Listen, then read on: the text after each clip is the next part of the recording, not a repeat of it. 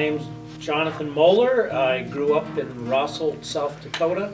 Recently moved to Hankinson, North Dakota. Been here a year and a half.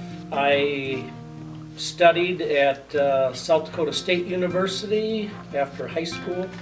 I went to Northern State College my senior year for 1 year, and then transferred back into SDSU to finish up. So I'm coming on 35 years of sculpting. Actually, what got me started in sculpture full time was while I was in college. I did some equine sculptures because I grew up being horse crazy, love horses, and took some of my bronzes, equine pieces, to a large horse sale, and it was an Arabian horse sale. And I was able to sell enough sculpture to pay for a semester of school on one weekend. And then I went back to school, we made more bronzes, and I was hooked. I never quit doing it. So that's what I've been doing since 1980. The process of sculpting bronze can be broken down into 5 main steps. First, the artist creates a model. This model can be made out of clay, wax, wood, or any medium that can be molded into a sculpture.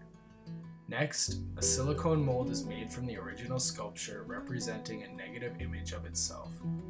Sprues are also set in place to make for a sort of plumbing system for the molten hot bronze to flow uniformly into the piece.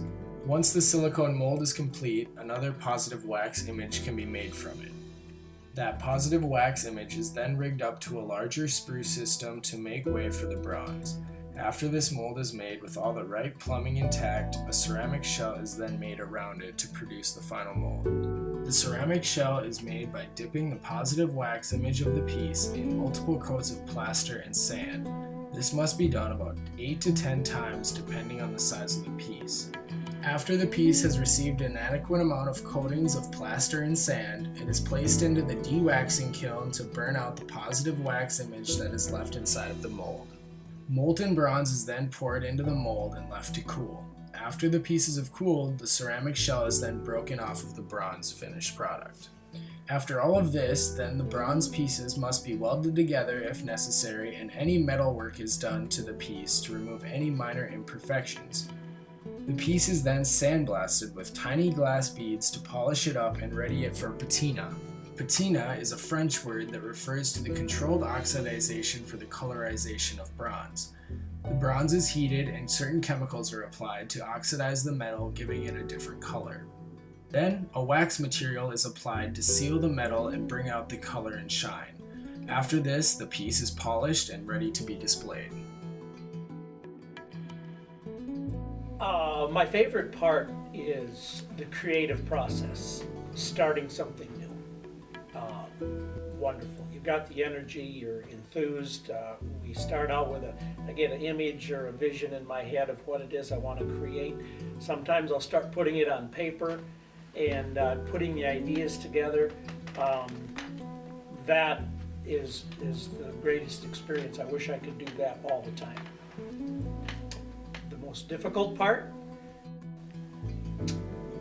I like the quotation, an artist never finishes his work, he just abandons it. And there comes to a point where I'm working on a sculpture and it just has to go. It's time for it to go.